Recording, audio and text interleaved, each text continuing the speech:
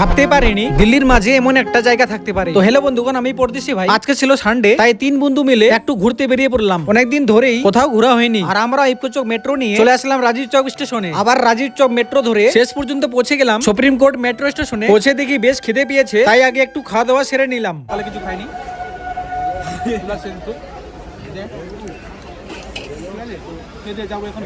সব ঠিক করে তারপর আমরা রওনা দিলাম আমাদের ডেস্টিনেশনে। তো বন্ধুরা, আজকে আমরা এসেছি ভারত মণ্ডপম ওয়ার্ল্ড বুক ফেয়ারে প্রোগ্রামে। আর এসে দেখি ভারত মণ্ডপমের ভিতরে ঢুকে মনটা একদম ভরে গেল। চারিদিকে তাকালে দেখা যায় কত সুন্দর পরিবেশ। আর বন্ধুরা, সত্যি বলতে গেলে জায়গাটা একদম নিট এন্ড ক্লিন। তো বন্ধুরা, এখানে কি কি হচ্ছে, কি কি দেখতে পাবেন, সবকিছু আমাদের এই বন্ধুটা আপনাদেরকে বিস্তারিত ভাবে জানিয়ে দিবে। আমরা এখানে ছোট হলে প্রোগ্রাম চলছে, তো ছোট হলে আমাদের কাজ কভার করতে হবে, ঠিক আছে?